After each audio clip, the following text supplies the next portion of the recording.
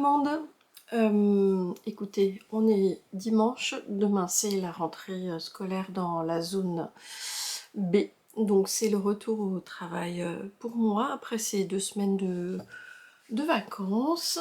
Et du coup je me suis dit bah tiens, je vais allumer ma caméra pour peut-être vous faire une petite vidéo papotage. Alors il y a quelques mois j'avais intitulé une de mes vidéos les papotages du chat. Donc là ça va être les papotages du chat numéro 2. Et je vais essayer, je sais pas du tout en fait quelle structure, architecture donner à ce type de vidéo. Vous allez voir que là en fait j'ai beaucoup de réflexions contradictoires qui me viennent sur la façon dont je peux changer, orienter cette chaîne en fait YouTube.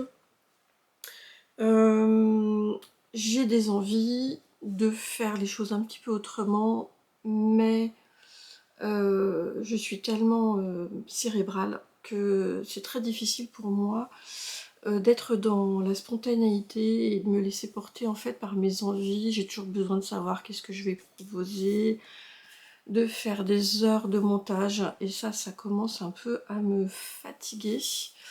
Et donc je sais que vous êtes toujours très intéressés par mon format de bilan couture, qui est globalement ce que je présente le plus ici sur cette chaîne. Mais le format me... Alors c'est pas que ça me lasse, parce que c'est ce que je préfère aussi regarder. Mais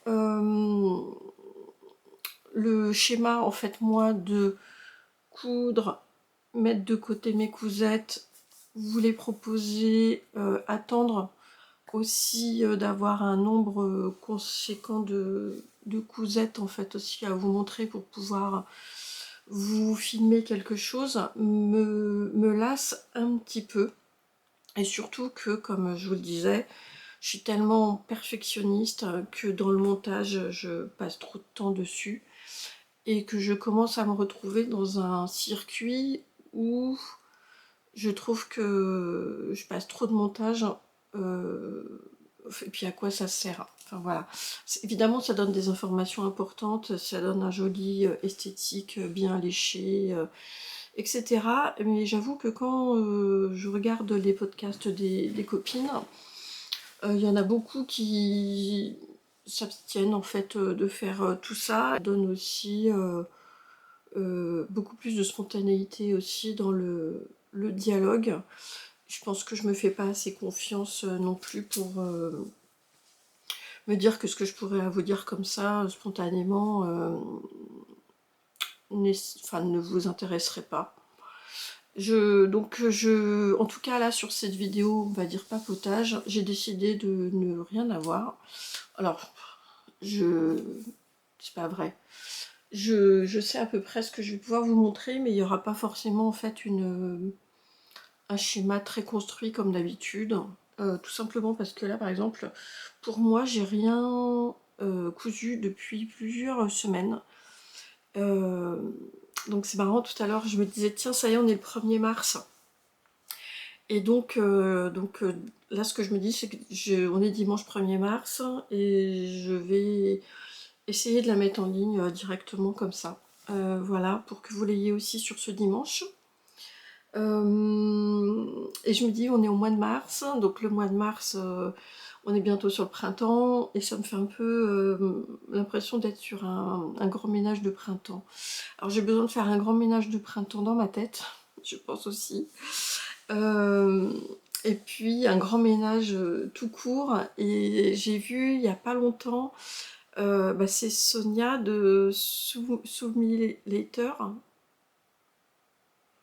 qui vous a emmené en fait, qui nous a emmené en fait dans des formats vlog sur le réagencement en fait de son atelier. J'ai regardé, voilà, aussi avec de l'intérêt, et puis là aussi on était vraiment dans le côté. Alors il y a pas mal de montage dans sa vidéo quand même, mais donc elle nous expliquait comment voilà, modifier son atelier. Et là hier j'ai regardé le podcast de Marie J77, donc coucou Marie si tu passes par là. et qui expliquait qu'elle-même avait regardé le podcast de Sonia et que ça l'avait amené à faire quelques petites modifications dans son atelier. Alors moi, en fait, les modifications, je les ai faites il y a peut-être un mois, et en fait, je me suis retrouvée à un moment dans un phénomène d'envahissement complet de mon atelier, et, euh, et je me suis dit, bah tiens, je vais procéder à quelques modifications. Alors les quelques modifications, on va pas se mentir, elles sont surtout faites pour trouver des rangements qui permettent de cacher les tonnes et les tonnes de tissus que je dois avoir ici. De faire un peu de tri d'ailleurs. Vous voyez, au passage, moi, je faisais jusqu'à présent beaucoup de... Enfin, pas beaucoup, non. Les quelques tissus que j'admettais pouvoir vendre, je les vendais sur le Bon Coin, et je voyais bien que les derniers temps, même sur les week-ends à 99 centimes en frais de port, il n'y avait pas énormément de ventes en fait qui se faisaient. Et du coup, je me suis dit, allez, je vais réactiver un petit peu mon compte Vinted qui voyait plus grand chose depuis plusieurs années. Et là, en un week-end, j'ai vendu une dizaine de coupons. Et j'étais assez... Alors, je savais que depuis à peu près plus d'un an, je crois, avant, ils n'acceptaient pas les coupons de tissu. Donc, c'est pour ça que je le faisais pas.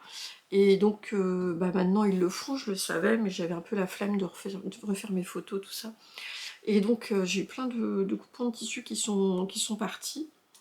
Et donc de fil en aiguille, ça m'a amené à réagencer un petit peu pas mal de choses dans mon atelier.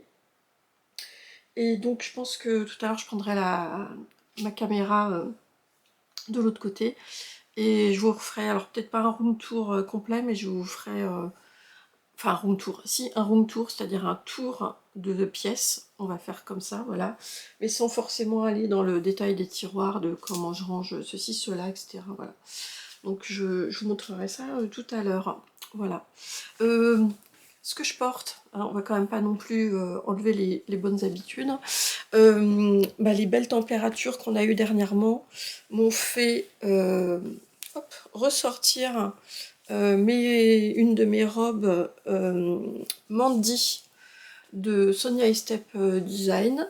Voilà, parce qu'en plus moi je suis à l'étage. Vous voyez, il fait plus de 22 degrés ici. On avait refait de l'isolation de notre toit il y a quelques années, et l'un des enfin pas des avantages, mais une des conséquences que ça avait, c'est que en fait on n'a pas beaucoup de radiateurs ici, mais qu'automatiquement la chaleur monte et qui fait toujours très très bon dans mon atelier. Donc je vais pouvoir voilà, ressortir mes robes dans lesquelles je me sens si bien chez moi, et ça va me permettre d'enlever mes gros jogging ou pantalons taille élastique pour remettre ces robes qui sont ultra confort, hein, parce que si vous vous souvenez, j'en ai cousu plusieurs, j'en ai au moins trois. J'ai celle-là, j'ai un vert forêt dans du jersey de Dressenskotofen, un bleu bien bleu, et puis j'en ai une également qui est en imprimé. Et j'ai trop envie de m'en refaire encore, parce que c'est vraiment le genre de robe où je me sens tellement bien. Et pour pimper un petit peu tout ça quand même, donc j'ai ressorti mon petit gilet vitamine D de Heidi Kiermaier, que j'adore. J'adore, j'adore, j'adore. Avec une coupe un petit peu courte comme ça, les pans qui tombent. Et je l'adore comme ça en association. Voilà, donc c'est du single, je l'avais tricoté. Vous voyez que ça, c'est de la fingering, hein, de Michaela, mon petit rêve du temps où elle n'avait pas encore sa boutique sur son site, et j'adore tout ce jeu de jeter. Et d'ailleurs, ça me fait penser que j'en avais recommencé un. En fait, j'en ai un autre qui est gris anthracite. C'est marrant, je l'ai moins porté ces derniers temps. J'ai envie de couleur. Je vous ai déjà dit la dernière fois que j'avais envie de couleur. Et en fait, j'en ai retricoté un, commencé à en tricoter un il y a... je sais plus où est-ce qu'il est. Il y a à peu près 6-8 mois. Mais dans une laine à speckles très claire. Et en fait, ça me plaît pas. Et là, j'ai pris la décision de détricoter ce que j'avais commencé à faire, parce que la couleur ne me fait pas, elle est trop fade, et les speckles se mettent de façon trop irrégulière en fait. C'est très concentré d'un côté, pas assez de l'autre, et donc ça me plaît pas. Donc je vais la détricoter et en faire quelque chose d'autre plus tard. Qu'est-ce que j'ai envie de vous montrer? Alors je vous disais que c'était un petit peu la pagaille en ce moment en fait dans ma tête, y compris sur le fait alors, de coudre que pour moi. Je suis un petit peu comme beaucoup, là apparemment j'ai été un petit peu dans le creux de la vague, peut-être parce que j'ai beaucoup cousu précédemment, et donc là finalement j'ai une réalisation couture que je viens de découper, là mais elle sera pour mon mari. Et j'ai cousu pas mal ces derniers temps, vous savez, des projets plutôt bébés, puisque il y a un petit bébé qui va arriver dans la famille très très prochainement, et donc je vais vous montrer, tenez, on va commencer par là, ce que j'ai fait. Alors j'ai fait de la couture et un petit peu de tricot aussi pour ce nouveau bébé. Alors pour bien présenter tout ça, j'ai décidé de lui faire une petite valisette, mais alors que j'ai pas faite moi-même, là celle-là. Et elle a coûté 8 €. Donc c'est tout molletonné. Regardez, la taille est très sympa. Et j'étais allée en fait chez Ikea. Ikea, j'y allais. Ikea, je vous dis n'importe quoi, c'est Kiabi. Donc Kiabi, j'étais allée il y a quelques temps parce que j'avais commandé une housse de couette et du linge de maison. Et donc j'étais allée chercher directement ma commande dans le magasin. J'étais pas allée depuis 15 ans, je pense, parce qu'en fait moi j'habillais mes enfants en Kiabi quand ils étaient petits. Et donc là, j'ai fait un tour de magasin pour aller récupérer ma commande. Je suis désolée, j'ai un chat dans la gorge. Et, je suis passée, parce que je voulais acheter des petits bodys, naissance, ou 3 ou 6 mois, pour justement faire une sorte de petit trousseau de naissance. Et en passant dans le rayon enfant, alors, je trouvais, ils ont des choses super, hein. Enfin, ils ont des choses super. Et alors, je me faisais surtout la réflexion, comment c'était peu cher par rapport à il y a 15 ans. Pourtant, Kiabi était déjà réputé, on va dire, comme une chaîne qui présentait des... Bah, c'est la chaîne des vêtements à petit prix, hein, je crois que c'était leur slogan. Mais alors là, franchement, je vous avoue que j'ai eu un coup de blues. Moi qui aime tellement faire des articles aussi pour les enfants, les naissances. Alors évidemment, le côté fait main est inestimable, côté affectif, hein, je le conçois bien. Mais je trouvais que les vêtements étaient tellement pas chers, hein. Et là, c'est tout ce dont on entend parler, hein, les arrivages massifs de production chinoise. Ça peut être la Chine, ça peut être le Bangladesh, tout ce que vous voulez, d'endroits où les gens travaillent pour pas grand-chose. Et on est envahi, voilà, de ces articles. Je suis même pas sûre qu'ils soient de moins bonne qualité que d'autres, hein. Mais ça m'a donné ce sentiment de...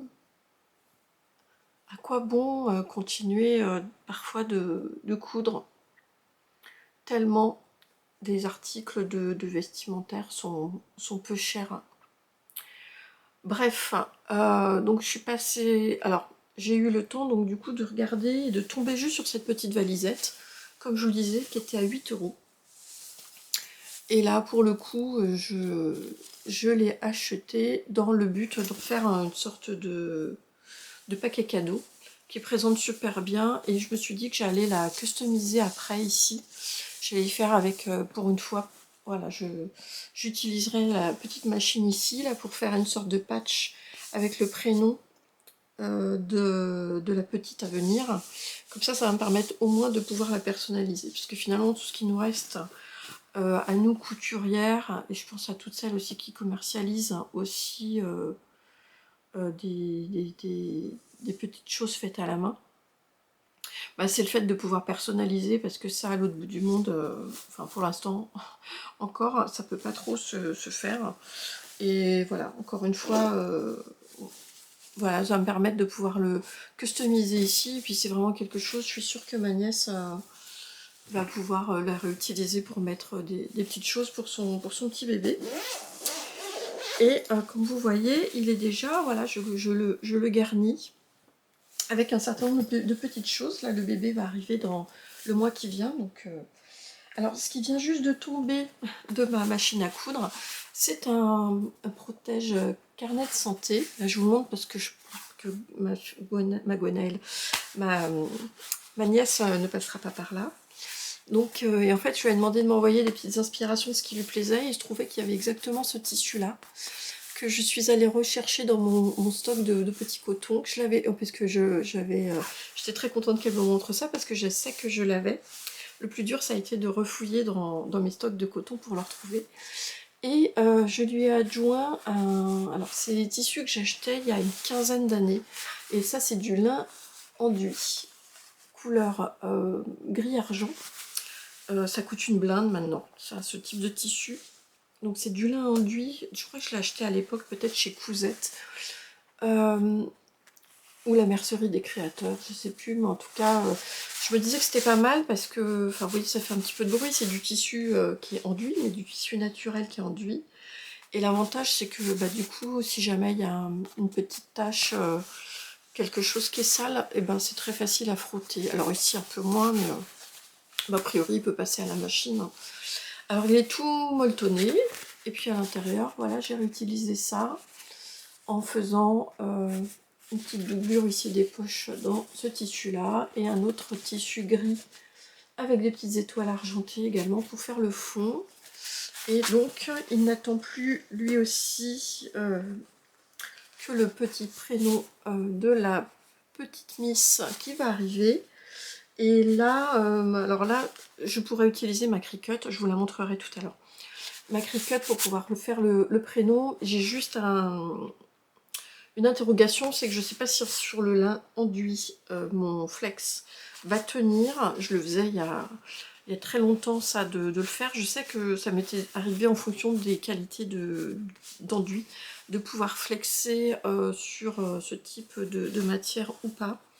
Et si jamais c'est pas possible, eh ben, je le ferai sur un autre tissu et je viendrai même le coudre à la main, on verra bien, mais je trouverai bien une solution.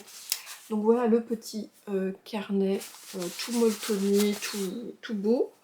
Une petite attache tétine, alors c'est pareil, ça c'est des choses que j'achetais il y a 10-15 ans à l'époque. Sur les plateformes de l'époque, je me rappelle, il y avait une plateforme, elle s'appelait Davanda, c'était une plateforme allemande qui a disparu. Après, il y a une autre plateforme qui s'appelait A Little Market, qui était française celle-là, qui a disparu aussi. Tout a été absorbé par Etsy, et puis après les plateformes américaines et chinoises. Hein. Et donc là, c'est pour mettre une tétine au bout. Pour ceux qui mettent des tétines, ou ça peut être également pour mettre un doudou. Et puis donc on l'accroche. Hop, tenez, je vais vous montrer. Voilà, on l'accroche à une couverture, etc. Comme ça, on est sûr de ne pas perdre la tétine ou le doudou, et de le retrouver assez facilement. Donc ça, je sais que c'est un gros succès à chaque fois que je fais ça pour des bébés. Donc ça, au niveau accessoires, je lui ai aussi confectionné les petites mignonneries là d'un petit pantalon tout en jersey. Alors ça ressemble d'ailleurs le tissu, vous voyez, mais là c'est du jersey, donc je suis vraiment dans la thématique, un peu de couleur qu'elle m'a donné. Une petite bande ici en bord côte, pareil pour le bas. Pareil, c'est un vieux patron que je faisais à l'époque, que je commercialisais aussi ce type de petites choses. Enfin, je les faisais à la demande. Et hop, il est en plus réversible. Alors, ils se voulaient réversible. Et en plus, un petit peu évolutif, puisqu'on pouvait... Vous pouvez jouer sur... alors là, j'ai le surgère, hein, on est obligé de l'avoir sur un côté. Mais on peut jouer aussi sur voilà, la taille ici du bord côte sur le bas pour agrandir le patron en fonction de la taille du bébé. Donc là j'ai fait un 3 mois. On verra bien si ça fait du 0, 3, 6 mois en fonction de la taille du bébé. Ça aussi c'est évolutif en fonction du bébé. Donc ça c'est le petit Sarwell. C'était quoi c'était machin minuscule. Je sais plus, un patron qui était gratuit à l'époque, mais il y a très longtemps, qui n'existe plus. Mais voilà, c'était un petit Sarwell tout mignon. Et j'ai fait un petit bavoir bandana qui est recto verso aussi, que j'ai fait dans les mêmes coloris. Petite interruption de déjeuner. Voilà, et me revoilà. J'en étais en train de vous montrer le trousseau pour ma future petite nièce. Donc après le premier Sarwell, et bien un deuxième. Et j'ai oublié de vous dire tout à l'heure, mais en fait j'utilise des chutes en fait pour pouvoir les réaliser. Donc là c'est tout gris à l'intérieur. Et ici j'avais dû faire un gilet monceau il y a très longtemps. Il m'en reste encore un tout petit peu. Et les chutes, c'est encore un autre sujet, mais en fait ça prend quand même beaucoup de place quand on les conserve. Donc voilà pour ça, donc la partie couture naissance, et je vous montre également ce que j'ai réalisé cette fois-ci en tricot, puisqu'en tricot j'ai décidé de faire cette petite mignonnerie. Voilà, qui est un petit gilet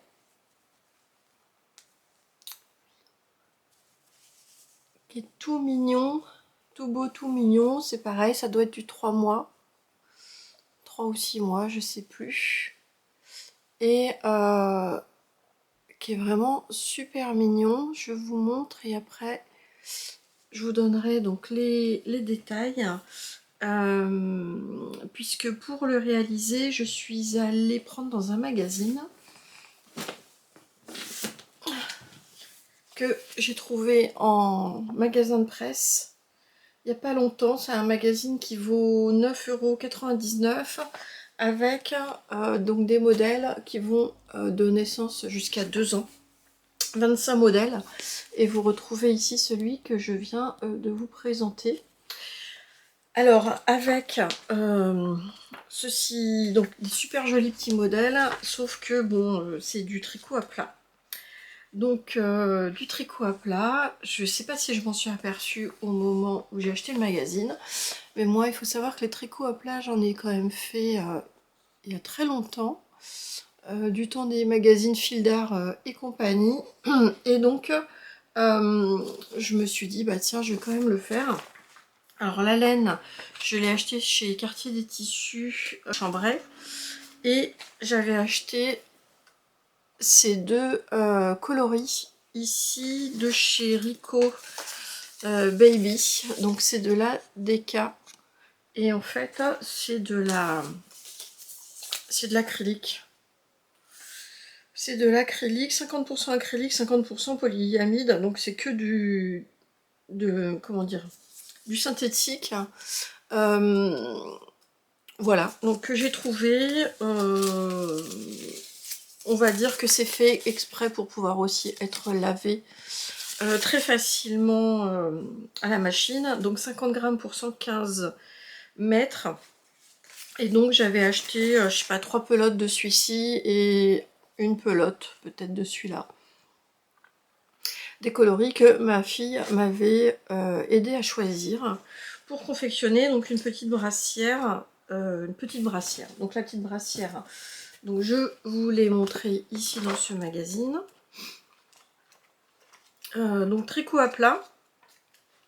Et donc ce que j'avais pas appréhendé, alors le tricot à plat, moi ce que j'aime bien c'est qu'en fait bah, comme on fait le dos, une demi-partie, une autre partie, les manches, etc.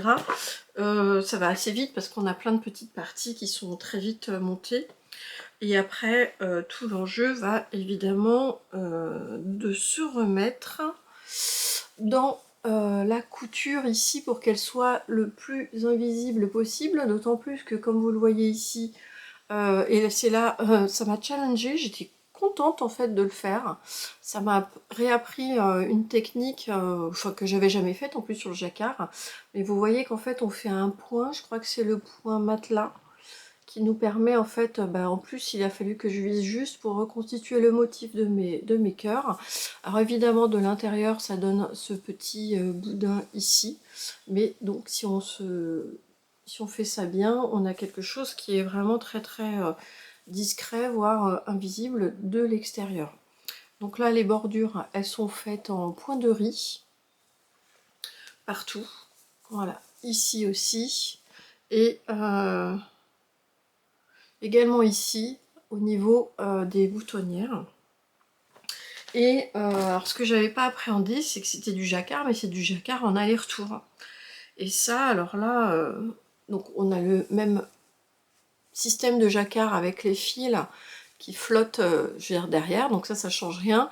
Sauf que, en fait, on doit tricoter un rang à l'endroit, un rang à l'envers, et là, j'ai dû aller regarder quelques tutos pour savoir comment faire, puisque moi j'ai l'habitude en fait de mettre en jacquard, moi je tricote à l'anglaise, donc j'ai mon fil avec ma couleur dominante que je vais prendre dans la main gauche, voilà, et ma couleur de fond qui va être dans le droit. Donc ici j'avais le rose clair sur mon index gauche, et le vieux rose plus foncé sur la main droite.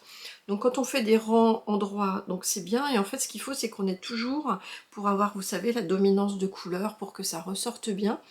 Donc en fait il faut que le fil ici clair passe au-dessus de l'autre fil, et donc quand on change par contre son tricot de l'autre sens, moi le problème c'est que je ne pouvais plus tricoter en fait de la continentale avec mes deux brins, puisqu'en fait je ne sais pas tricoter à l'envers à la continentale. J'ai essayé de voir le geste pour savoir comment ça se faisait, j'en suis incapable, c'est complètement pas du tout intuitif pour moi, et donc encore moins pour pouvoir le faire en fait, voilà, de deux façons. Moi à l'envers, en plus je lâche tout, hein, je prends mon fil, je le passe et je tricote ma maille à l'envers, et donc de l'autre côté, je sais pas quoi faire. Donc en fait je laisse mes deux fils à l'envers, je les laisse mes deux fils, et en fait je les passe, je prends une pelote après clair pour retricoter pendant tant de mailles pour reprendre mon autre fil. Mais donc ça m'intéressait quand même de savoir comment gérer malgré tout cette dominance des couleurs sur les rangs en vert.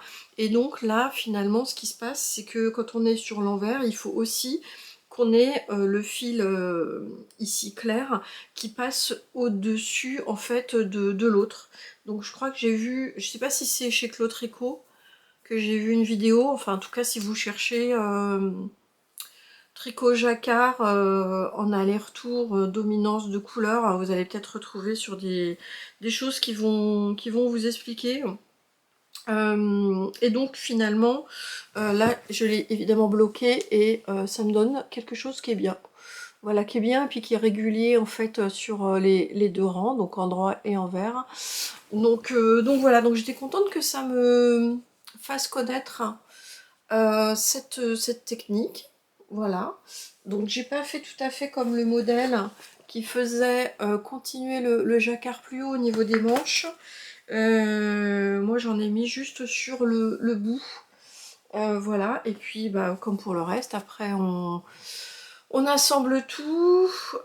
J'étais aussi contente de la manière dont j'ai assemblé, puisque mes manches sont également assemblées, puisque c'est un raglan et que je ne pouvais pas, j'arrivais pas à voir comment je pouvais reprendre toutes mes mailles pour retricoter mes manches. Donc j'ai fait mes manches à part. Ce que j'ai fait, ah si, j'ai fait un truc quand même, c'est que non, j'ai démarré les manches en fait du bas, et j'ai tricoté mes manches en rond. Voilà, j'ai tricoté mes manches en rond. Sauf jusque là, voilà, j'avais 2 manches et j'ai dû les assembler après par une couture qu'on retrouve ici et j'étais très contente, voilà, de ma couture ici. Voilà, hop, des 2 côtés, ça fait quelque chose de très propre, on dirait pas que c'est que ça a été rajouté par une couture. Et après, bah, j'ai pris des petits boutons de mon stock, hein, qui sont des petits boutons nacrés ou en plastique, tout simplement. Et donc voilà ma petite pièce de gilet. Donc moi je l'ai fait en 6 mois, 3 mois je crois. Mais ça me paraît un petit peu grand. C'est pas très grave, c'est un bébé qui va être au mois de mars. 6 mois après, ce sera en septembre. Donc ce sera le moment, je pense, de le mettre. Il me restait de la laine. Et là encore, j'ai pas voulu, comment dire, la laisser de côté. Surtout que c'est de l'acrylique, alors moi j'en aurais pas fait grand chose. Et sur la page d'à côté, il y avait ce petit bonnet là qui était tout mignon encore une fois. Donc, et je me suis dit, bah tiens, le bonnet, bah, il doit être en rond. Donc on va y aller, ça va être facile à faire. Donc j'ai effectivement fait mon petit bonnet. Avec cette fois-ci, comme il me restait pas mal de... Ah bah je vous montre à l'arrière et vous allez voir tout de suite le problème que j'ai eu. Voilà, donc j'ai fait mon petit bonnet avec une couronne. Le petit motif qui est comme ça, donc j'ai inversé comme le proposait d'ailleurs le magazine, ce qui fait que ça donne quelque chose de vraiment tout mimi, hein. Voilà, et je me suis retrouvée avec un problème sur le motif. Je me dis mais comment ça se fait que j'ai ça, et puis après je me suis dit c'est pas grave, ça peut être porté comme ça à l'endroit ou tout simplement en arrière, hein. Ça c'est pas très important, mais je me suis dit tiens, il y a une erreur dans le modèle. Donc vous voyez, hop, moi j'ai tout tricoté en rond. Et en fait, je me suis aperçue, mais trop tard, je me suis aperçue au niveau de la couronne où j'avais pas non plus le bon nombre de mailles entre les quatre, enfin les différentes diminutions. Et en fait, j'ai compris, mais comme je vous l'ai dit assez tard, c'est que dès le premier rang, en fait, on nous demande de monter les mailles et on ne nous demande pas de monter en rond. Donc en fait il s'agit d'un bonnet qui est également à tricoter à plat et sur lequel on fait une couture. Et donc moi, bah en fait il est sans doute un petit peu plus large qu'il ne faut, parce qu'en fait j'ai un excédent exactement de 4 mailles qui sont là. Donc mon bonnet, ça se trouve, ça va être d'ailleurs plutôt un bonnet, voilà, 6 mois, 1 an.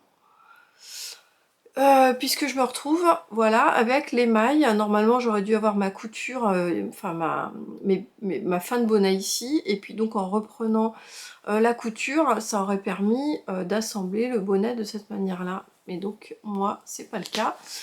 C'est pas grave, mais donc je me suis marqué sur mon magazine que la prochaine fois, il faut enlever 4 mailles pour le tricoter en rond.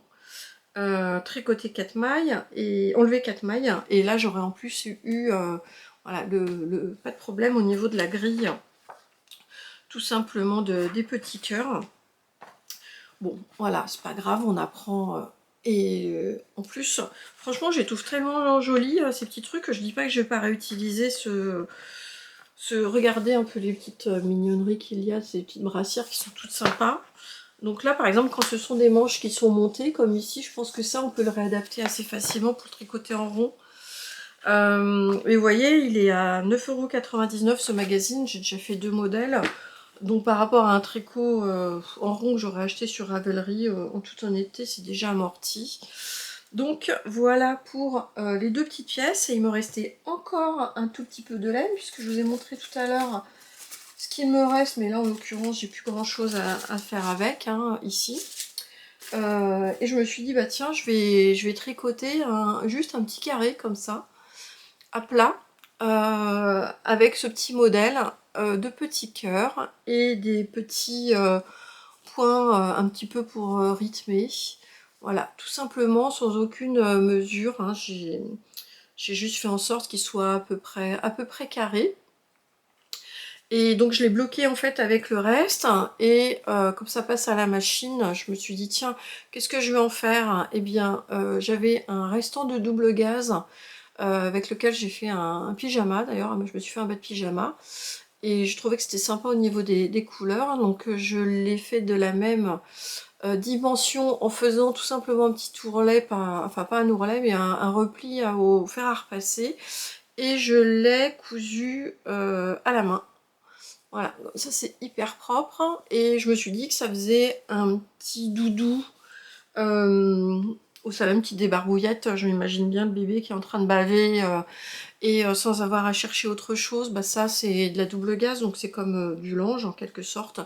Eh bien ce sera peut-être utilisé dans un petit landau ou quoi que ce soit, et j'ai rajouté tout à l'heure ceci que j'ai fait après coup. Donc c'est tout simplement une petite maille chaînette que j'ai reprise avec des mailles coulées, que j'ai intégrée sur le coin et dont j'ai remis ensuite les bouts qui restaient à l'intérieur. Et je me suis dit que ça pouvait aussi comment dire, être mis au bout d'une totote ou de ce qu'on a envie de voir. Voilà, l'idée c'est de ne pas perdre par exemple une tétine ou un petit doudou, ou encore une fois, comme je vous disais, ça servira un petit peu de débarbouillette. Donc voilà les mignonneries que j'ai pris le temps de faire.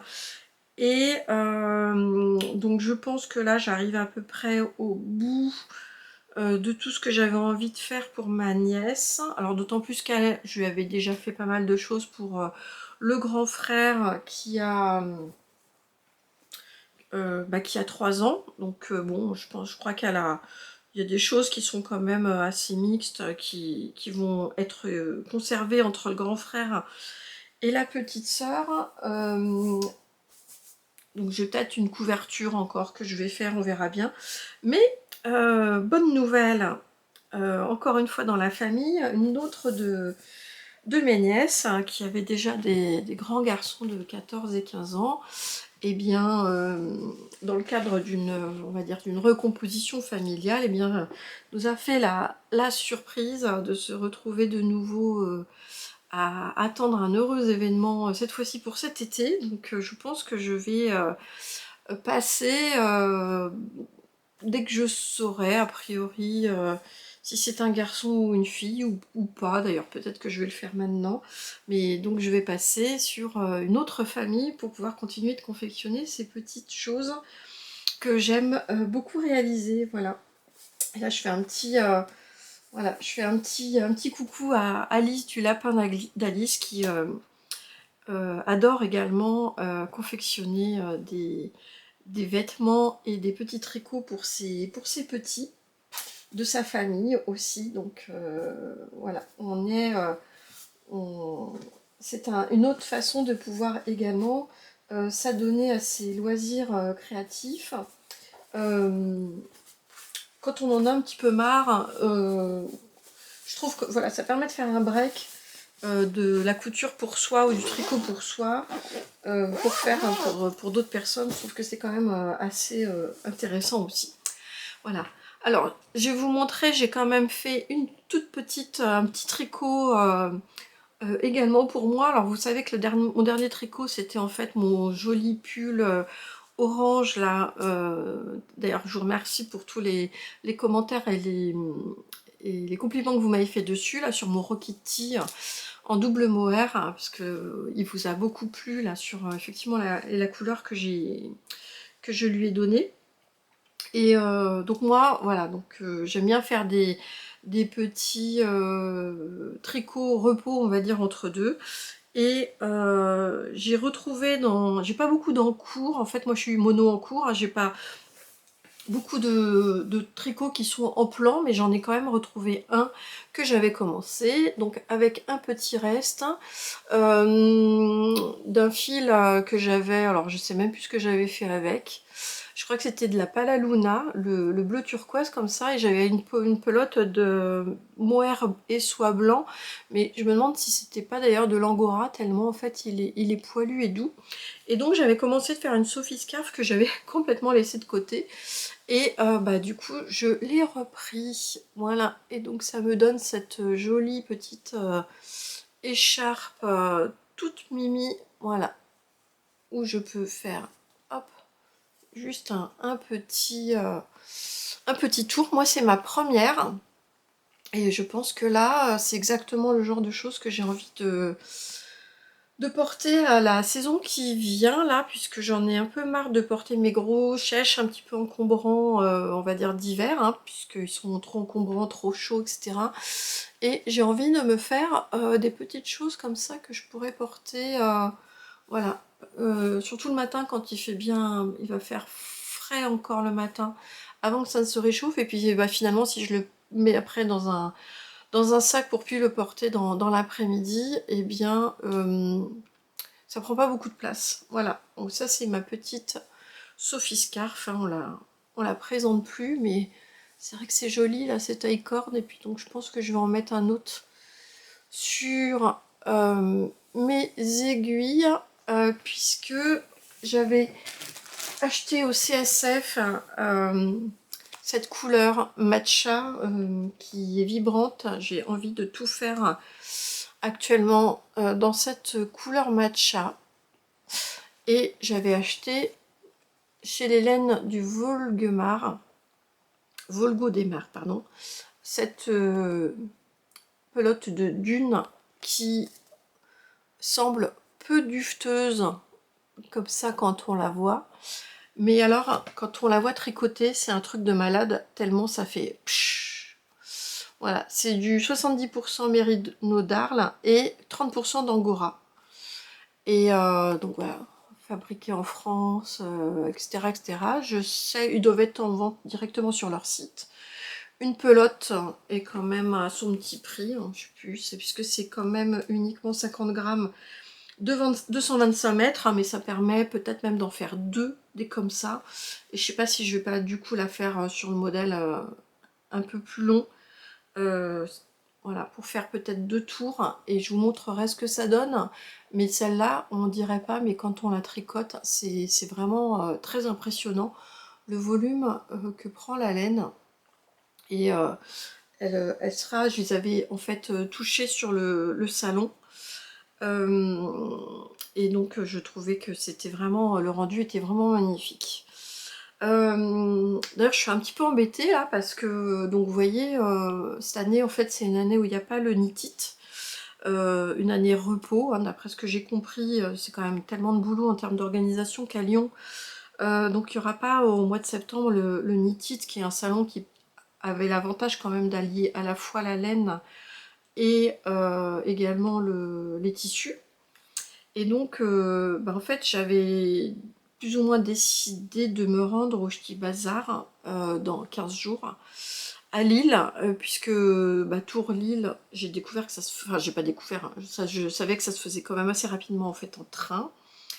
Et on avait décidé de faire une virée à Lille, a priori avec ma copine Servane, et donc on a eu la tristesse, hein. Moi j'ai eu la tristesse d'entendre effectivement que le salon est annulé quand même, voilà, quasiment au dernier moment, pour des histoires en fait de conflits sur la salle. En fait c'est la salle qui a des problèmes, et donc Lolita de Loli l'a fait. Enfin, ils n'ont pas réussi du tout là, à trouver une alternative si proche de l'échéance pour que ça se fasse dans une autre salle. Donc je suis très triste d'avoir vu leur vidéo là où elles expliquaient JL, parce que c'est les deux là qui font la boutique en fait du Ch'ti Bazar aussi à Lille. Et donc je suis triste pour elles, pour toute l'organisation que ça a demandé. Je suis triste pour les exposants. Puis je suis triste pour moi parce que je me faisais une joie en fait cette année pour la première fois d'y aller, pour voir ce salon qui était un peu plus, un petit peu moins gros on va dire que du CSF ou du Knit-It, hein, et puis d'y voir également bah, mes créateurs favoris en termes de, comment dire, de tissu, et puis également de laine. Bon, donc il va falloir que je trouve peut-être une alternative, en tout cas laineuse, pour me rendre quelque part. On verra bien sur cette année. Voilà. Donc ça, peut-être le prochain. Alors le prochain, ou encore un qui viendra après. Vous voyez, là, finalement, je pars sur le tricot, parce que je pense plutôt me refaire un gilet. Enfin, peut-être qu'il y aura pour une fois deux tricots l'un à côté de l'autre. Parce que j'ai un autre projet en cours en tricot. Et je me suis remis au tricot chaussettes. Donc je vous ai dit qu'en ce moment c'est un peu la pagaille dans ma tête, voilà, j'avais un plan bien linéaire, je fais un pull, je fais un gilet, etc.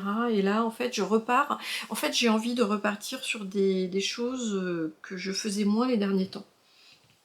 Donc le tricot chaussettes, j'en avais fait beaucoup il y a peut-être 2 ans de ça, 2-3 ans de ça. Et plus du tout ces derniers temps parce qu'en fait je porte assez peu mes chaussettes.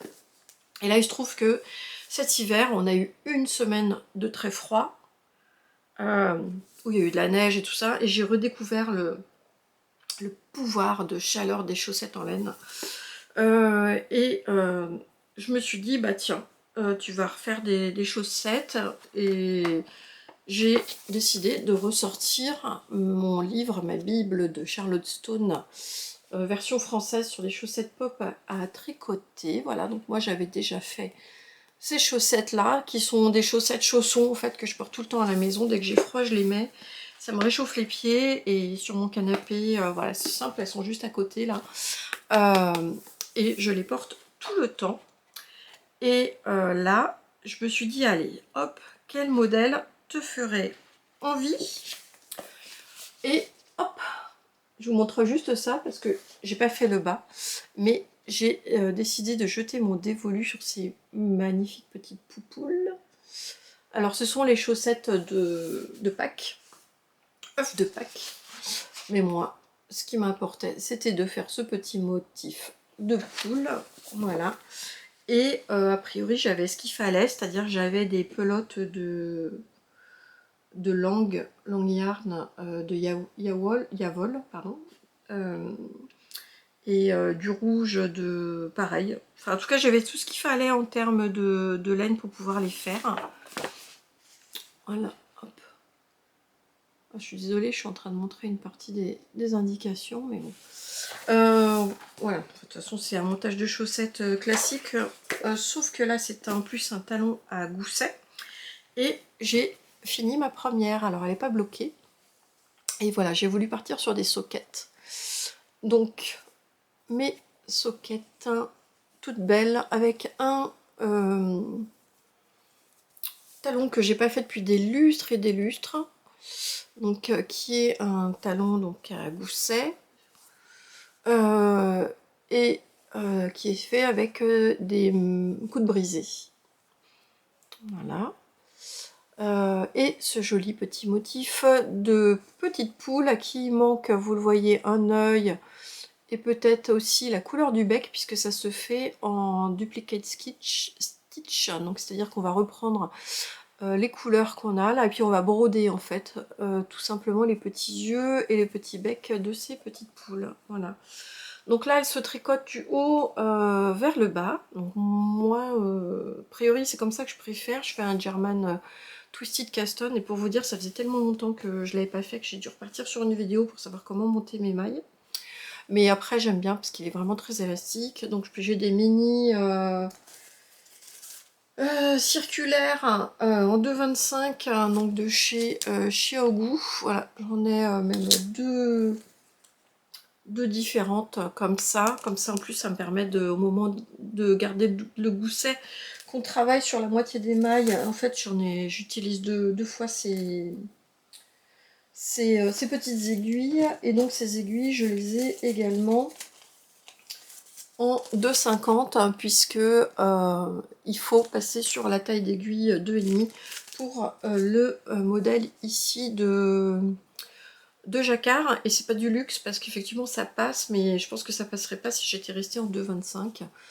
Donc voilà, donc on fait ça, on fait le motif de jacquard qui est vraiment très simple. Donc là j'ai rentré mes fils, voilà, tout est prêt pour aller au blocage une fois que la deuxième sera finie. On travaille que sur la moitié après pour pouvoir faire le gousset. Et alors ce que j'ai moins aimé, alors après on fait des rangs raccourcis ici pour faire ça. Et après ce que j'ai moins aimé, c'est qu'il faut, pour rattraper après avec les mailles du devant, eh bien il faut aller reprendre les mailles sur le côté. Là à chaque fois on a fait une maille glissée. Mais finalement, je me suis pas si mal débrouillée que ça. Regardez, c'est propre. Et il y a un truc que j'avais pas compris. Mais alors vraiment pas compris, j'ai mis surpris à 2 fois, j'ai des faits à chaque fois ça. C'est que j'avais pas compris après, on a ça, là, on a un... On doit réduire le nombre de mailles, donc on doit faire des diminutions. Et en fait, ils nous disent à un moment de mettre le curseur, enfin le curseur, non, les petites épingles là, à un endroit très précis de la chaussette, et c'est ce qui nous permet de savoir à quel moment on va faire cette ligne de diminution, et moi je l'avais mis au mauvais endroit, ce qui fait que ma ligne de diminution partait de là, et en fait je me disais mais comment ça se fait, c'est pas ça, et tout ça. Donc je me suis repris à 2 fois, hein, en fait, avant de comprendre que en fait on mettait la petite épingle de... Juste le marqueur, hein, pardon, voilà. Juste, en fait, ici, à la jonction, et c'est ce qui nous permettait de... Je l'ai compris en regardant les photos, parce que je trouvais que c'était pas hyper clair avec les explications, qui en plus sont les explications en français. Donc je sais qu'elle a fait un numéro 2, Charlotte Stone, de ce bouquin-là. Je sais pas si je vais l'acheter, en toute honnêteté, mais par contre, du coup, si...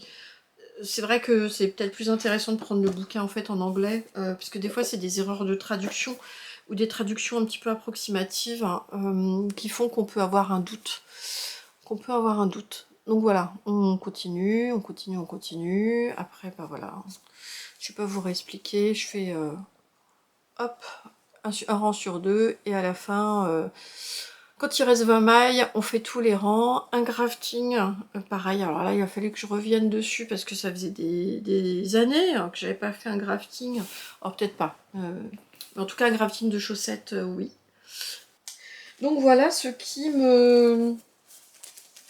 est sur mes chaussettes, mes aiguilles en ce moment. Et vous voyez, hop, la deuxième est montée. J'ai carrément mis mes mailles restantes là sur un arrêt de maille.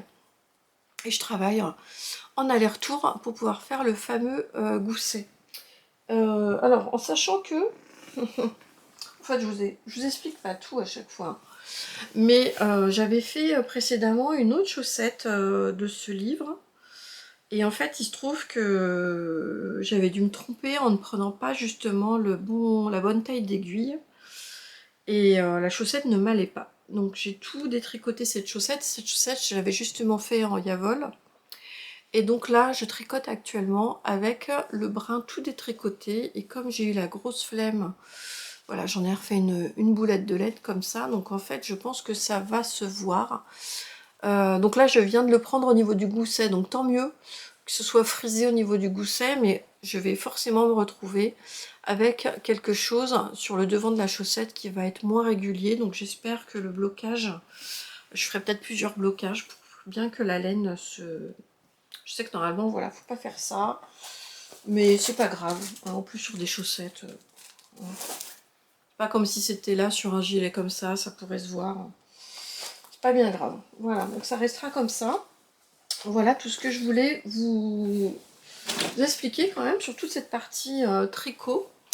Et puis donc je vais vous embarquer en mettant la caméra de l'autre côté pour vous montrer faire ce dont je vous parlais tout à l'heure, c'est-à-dire un room tour, décidément, de ma pièce. Moi j'ai la chance, vous qui me suivez depuis des années en tout cas, de savoir que j'ai une pièce à l'étage qui est complètement dédiée, alors en partie aussi à mon activité de professeur, donc une activité qui se réduit de plus en plus au niveau de la place, au niveau de mon bureau et des casiers de cours que j'y consacre pour avoir agrandi au fur et à mesure des années tout l'espace que je dédie davantage à mes loisirs créatifs. Voilà, donc je prends juste le temps de savoir comment retourner la caméra et je reviens tout de suite. Voilà. Alors, donc voilà, donc je vais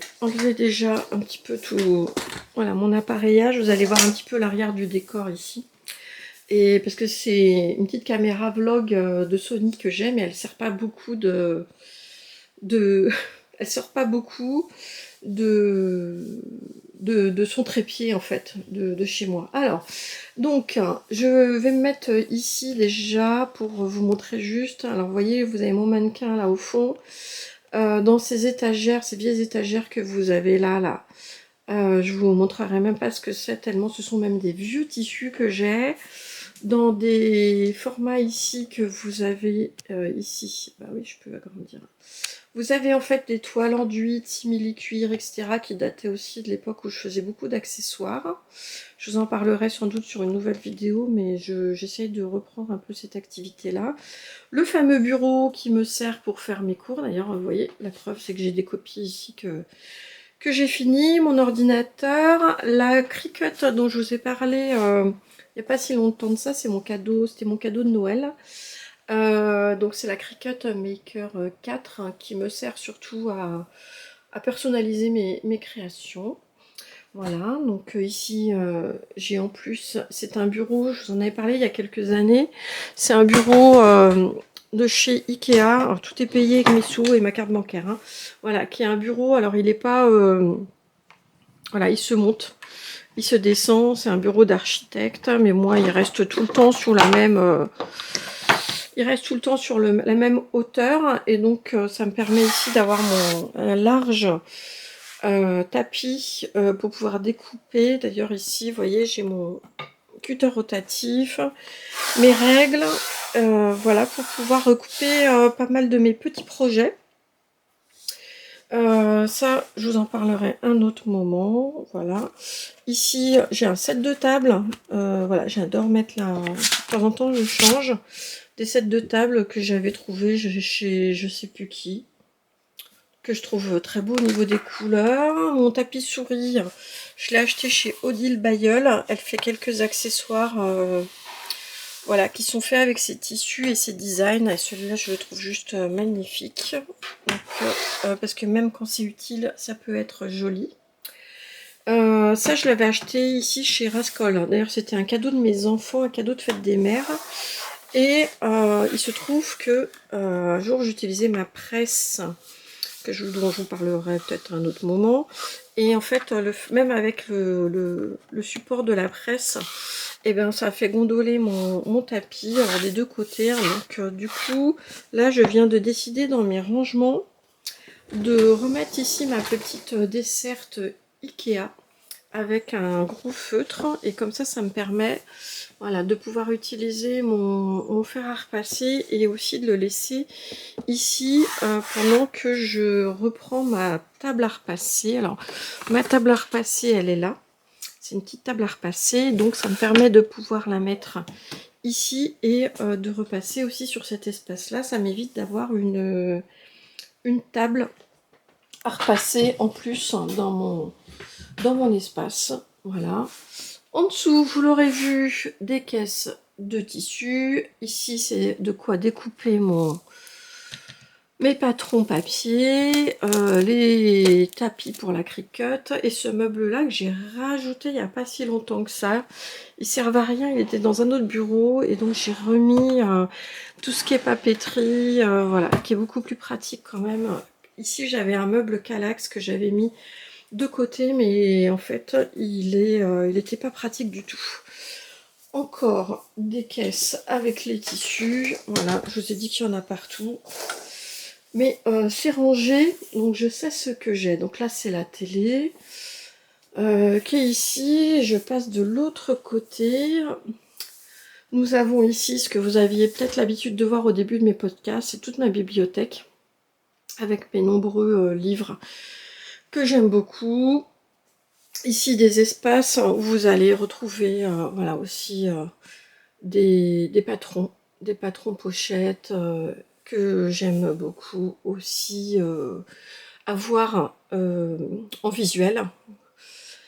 Et là-dedans, alors c'est plein de trucs divers, d'autres loisirs créatifs que j'ai pas toujours le temps de faire, mais ça fait partie d'un de mes objectifs aussi, c'est de me réorganiser là-dedans pour refaire d'autres types de loisirs créatifs et d'utiliser un petit peu tout ce qui est là-dedans. Voilà, donc ça ici ça n'a pas trop changé, c'est pareil, un autre petit meuble où il y a des patrons. Et ici c'est mon petit panier Ikea aussi où j'ai mes encours. Et mes laines, alors autant je suis très...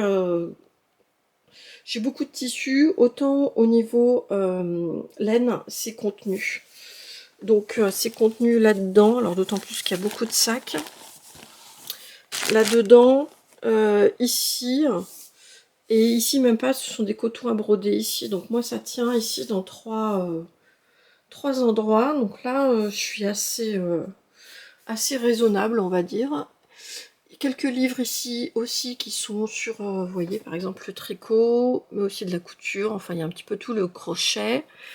Voilà, mes jolis petits étuis pour mettre mes aiguilles tricot et mes crochets ici. Vous voyez, à chaque fois, voilà, j'ai des petits sacs. Tout ça, c'est moi qui les ai faits. Donc, si je continue de tourner, donc ça, c'est le canapé dans lequel vous me voyez tout le temps. Voilà, donc sur le côté, j'ai, hop, ici un petit rangement aussi avec mes tricots. Donc ici, c'est ma fameuse Skitch. C'est ma fameuse Skitch que j'utilise bien trop peu. Donc ça fait aussi partie de ce que j'ai envie de me remettre, parce que sinon ça sert à rien de l'avoir.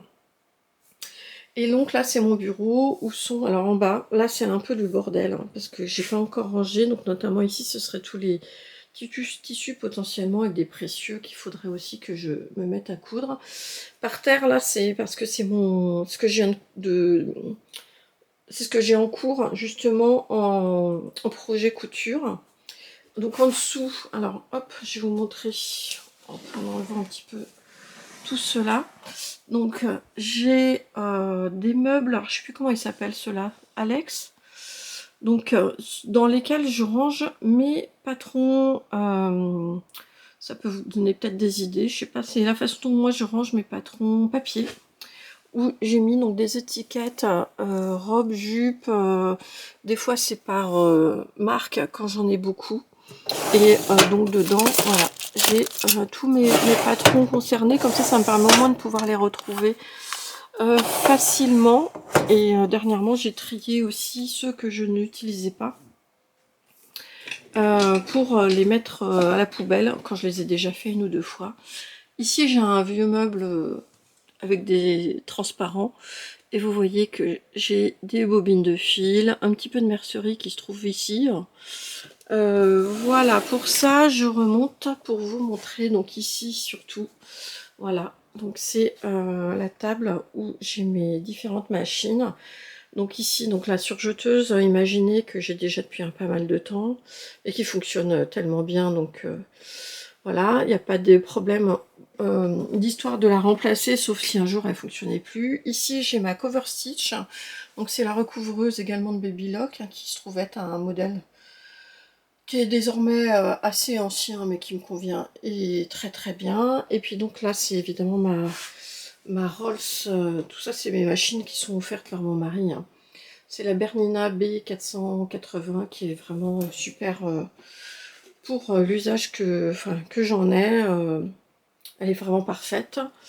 Ici, bah, vous voyez mes petits rangements comme beaucoup ont, dans lesquels je mets un certain nombre de choses, étiquettes, boutons, les ciseaux, voilà, des crayons. Et ça, je l'ai trouvé la dernière fois, j'ai acheté ça là, donc pour le mettre, et vous voyez que j'ai ma tablette. Ce qui me permet de pouvoir mettre ma tablette pour écouter des podcasts, regarder des tutos vidéo, etc. Alors qu'avant, bah, j'étais obligée de tourner vers la télé, qui est carrément de l'autre côté, donc c'était pas pratique du tout. Voilà. Alors, hop. Donc là, le rangement que j'ai eu il n'y a pas si longtemps que ça. Ah, je vais vous montrer, j'enlève ma chaise. C'est que ce meuble-là, avant, s'arrêtait à ce niveau-là. Voilà, il s'arrêtait là.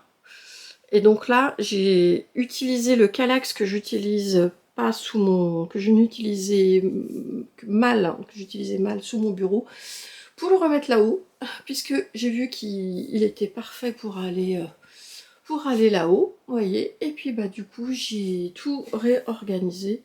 Le rangement que j'avais ici, alors vous allez retrouver beaucoup de boîtes. De crafting qui me permettent de pouvoir retrouver facilement billets élastiques passepoil. Alors c'est juste à la hauteur, j'arrive à aller les chercher, mais c'est un peu juste, mais c'est très bien. Voilà, et puis différentes choses. Ici j'ai tout ce qui est technique, matériel informatique, etc. Voilà, ici c'est ce qui sert pour la brodeuse, faire du biais, et puis tous mes petits carnets dans lesquels j'aime bien écrire des choses. J'ai mis mes bobines de surjeteuse ici, mais j'ai mis également les autres ici, là, qui sont plus accessibles. Et puis, bah écoutez, là, j'ai différentes choses. Donc là, c'est tout ce qui sert maintenant pour la Cricut ici, et puis de la papeterie. Là, également, de la mercerie qui est facile d'accès. Et là, beaucoup de fils qui sont également accessibles. Et puis ici, je vous en parlais tout à l'heure, c'est ma presse de Chirascol qui sert à bien poser les flex. Voilà, qui n'est pas indispensable, hein, mais c'était une idée cadeau que j'avais eue et que une de mes sœurs m'avait offerte du coup il y a déjà quelques temps. Donc voilà, j'ai pu mettre également, vous voyez ici, il y a quelques années, Odile Bayeul qui avait fait également cette plaque là en mélanine que j'ai collé ici, hein, comme ça donne le ton tout de suite de quand on arrive, c'est chez moi. Et voilà, écoutez, le tour de mon atelier. Pour venir clôturer cette petite vidéo en espérant que tout ça, ça vous aura plu. Voilà, encore une fois, je vais l'exporter, faire un minimum de montage dessus et puis bah, espérer qu'elle soit en ligne pour ce soir. Et puis bah écoutez, je vous laisse me dire si le format vous convient, enfin d'ailleurs me dire ou pas, mais en tout cas j'espère que ça vous aura plu. Et puis moi ça va me permettre de faire cette dernière vidéo un petit peu en pause, on va dire, avant la reprise de mes cours. Et voilà, c'est une période où il y a pas mal de boulot au lycée, donc je ne sais pas quand est-ce que j'aurai l'occasion de revenir vous voir, donc sans doute pas avant quelques semaines en tout cas. Voilà, donc moi je vous dis bon dimanche, à bientôt, ciao ciao, bye bye.